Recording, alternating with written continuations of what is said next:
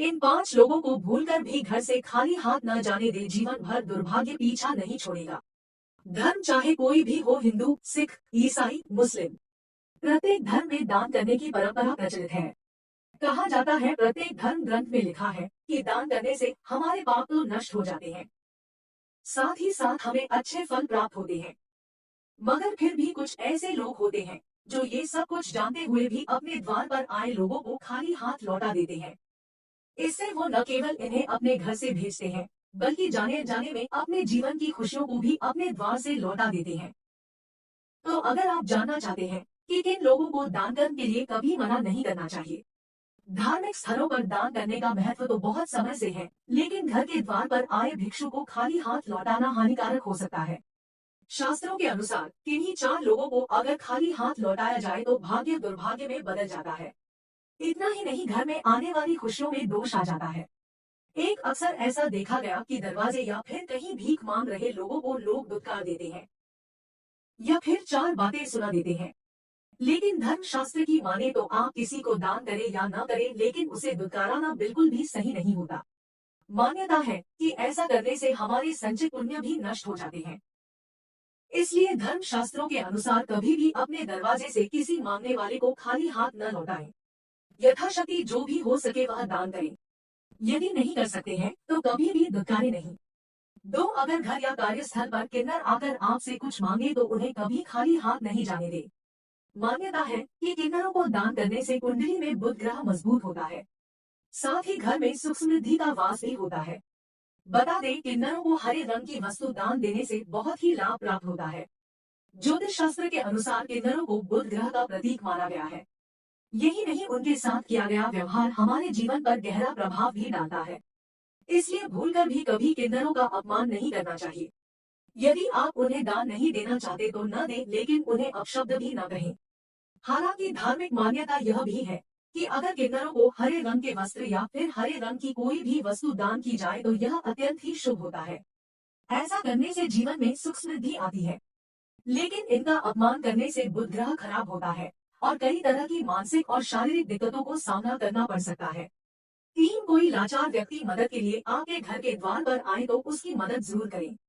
ज्योतिष शास्त्र के अनुसार ऐसे लोग शनिराहु के प्रतीक होते हैं, जिन्हें दान करने से क्रूर ग्रहों के प्रकोप से बचाव होता है। ज्योतिष शास्त्र में बताया गया है कि कुंडली में शनि दोष हो, जीवन में दुख तकलीफें लगी ही रहती है। लेकिन कई बार ऐसा भी होता है कि हम जीवन में सब कुछ सही कर रहे होते हैं, लेकिन बावजूद इसके भी जीवन में दुख तकलीफें कम होने का नाम ही नहीं लेती। तो ध्यान दें, कहीं आप भी अपने दरवाजे से किसी जरूरतमंद को खाली हाथ तो नहीं लौटा रहे हैं, या फिर किसी ऐसे व्यक्ति को जो कि जरूरतमंद भी हो और दिव्यांग भी हो। तो ध्यान रखें कि कभी भी ऐसा न करें, क्योंकि दिव्यांगजनों को राहु और शनिदेव का प्रतीक माना गया। यही वजह है कि इन जातकों को कभी भी दरवाजे से खाली हाथ नहीं लौटाना चाहिए। 4 ज्योतिष शास्त्र के अनुसार अगर कभी भी आपके दरवाजे कोई भी संत महात्मा आए तो उनके साथ हमेशा ही शालीन व्यवहार करें। उनसे यदि कुछ ज्ञान प्राप्त करना चाहे तो जरूर प्राप्त करें, या फिर यथाशक्ति जो भी हो सके उन्हें सम्मान स्वरूप दान करें और चरण स्पर्श करके उनका आशीर्वाद प्राप्त करें, बजाय कि उन्हें अपने दरवाजे से खाली हाथ लौटाने की।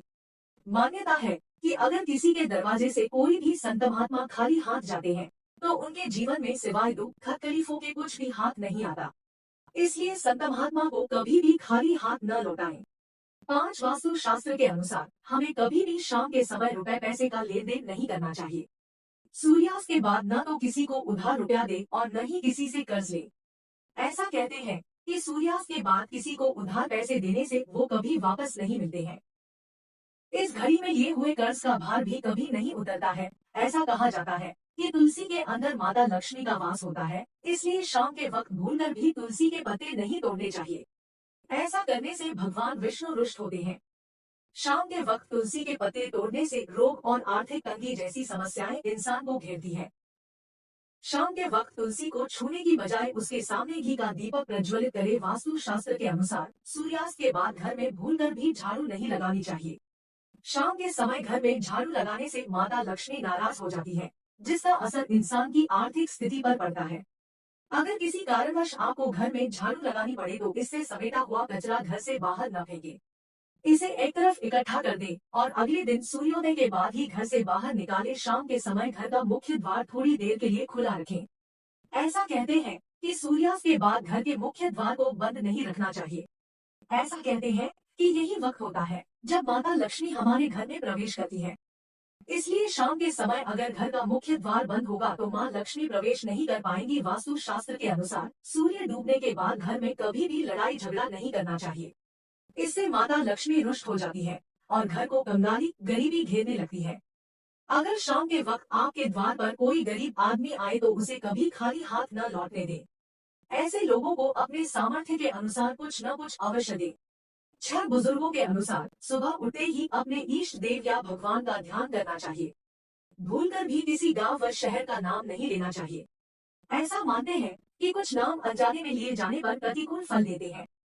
इसलिए स्थान का नाम लेने की बजाय ईश्वर और तीर्थ स्थल का ध्यान करना चाहिए। सुबह उठकर भूलकर भी वानर या बंदर शब्द का प्रयोग नहीं करना चाहिए। रामचरितमानस के सुंदरकांड में हनुमान जी कहते हैं कि प्रात ले जो नाम हमारा, ते ही दिन ताही न मिले आहारा। अर्थात मैं जिस कुल से यानी वानर कुल से हूँ, अगर सुबह सुबह उसका नाम ले लेता है तो उस दिन उसको भोजन भी मुश्किल से मिलता है। इसलिए सुबह बिना अन्न जल ग्रहण किए वानर नाम नहीं लेना चाहिए। हालांकि आप हनुमान जी का नाम ले सकते हैं। अगर आप किसी जरूर काम से सुबह सुबह बाहर जा रहे हैं तो कुछ ना कुछ घर से खाकर जरूर निकले।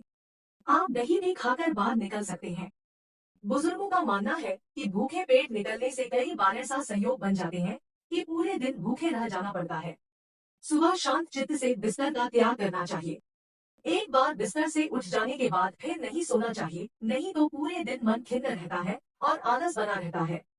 इससे काम भी प्रभावित होता है।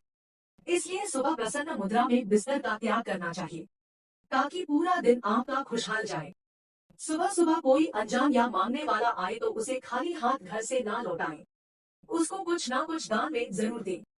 बुजुर्गों का मानना है कि सुबह का आशीर्वाद सबसे पवित्र होता है और जरूरतमंद की मदद करके आपसे सुबह उनका आशीर्वाद मिलेगा तो आपका पूरा दिन प्रसन्न मुद्रा में गुजरेगा। सुबह उठकर सबसे पहले अपने इष्ट देव और भगवान का ध्यान और दर्शन करना चाहिए। अगर ऐसा संभव नहीं है तो हथेली देखकर भगवान का ध्यान करें। ऐसा करने से आपके अंदर आत्मबल बढ़ता है और आपके आसपास सकारात्मक ऊर्जा का प्रभाव बना रहता है। हो सके तो सुबह उठकर सबसे पहले तुलसी के दर्शन करें। यह बहुत ही शुभ माना गया है। साथ वास्तु शास्त्र के अनुसार कभी भी बाहर या घर के प्रवेश द्वार पर कूड़ेदान नहीं रखना चाहिए। ऐसा करने से माँ लक्ष्मी नाराज हो जाती है और वास्तु दोष भी लगता है। इसलिए घर के मुख्य द्वार को हमेशा साफ सुथरा रखना चाहिए और हर रोज शाम के समय घी का दीपक जलाना चाहिए। कूड़ेदान को हमेशा दक्षिण पश्चिम या उत्तर पश्चिम दिशा को शुभ माना गया है। बहुत से लोगों में आदत होती है कि बिना हाथ पैर धुले या अपने बिस्तर पर खाना खाते हैं। वास्तु शास्त्र में इसकी सख्त मनाही है। यह भूल व्यक्ति को गरीब बना देती है। इसलिए हमेशा ध्यान रखना चाहिए भोजन कभी भी बिस्तर पर ना करे और भोजन से पहले हाथ पैर अवश्य धुले। वास्तु शास्त्र के अनुसार शाम के समय कभी भी किसी को दूध, दही या नमक दान में नहीं देना चाहिए। यह आर्थिक स्थिति के लिए बहुत हानिकारक साबित हो सकती है। साथ ही कुंडली में चंद्रमा की स्थिति भी कमजोर होती है। अगर जरूरी हो तो सुबह दे दे, लेकिन शाम के समय इन चीजों के देने पर मना कर दें। जानकारी के अभाव में बहुत से लोग धार्मिक ग्रंथ व पुस्तकों को गलत दिशा में रख देते हैं। यह शुभ नहीं माना जाता है। धार्मिक ग्रंथों व पुस्तकों को हमेशा पश्चिम दिशा में रखना चाहिए। वहीं बहुत से लोग बेड के अंदर तकिया व गद्दे के नीचे रख देते हैं। ऐसा करने से घर में कई तरह की समस्याओं का सामना करना पड़ता है। प्रिय दोस्तों, आज के वीडियो में बस इतना ही। हमारे द्वारा दी गई शास्त्रों अनुसार जानकारी आपको अच्छी लगी हो तो वीडियो को लाइक, शेयर एंड सब्सक्राइब और कमेंट बॉक्स में जय श्री कृष्ण अवश्य लिखें। धन्यवाद।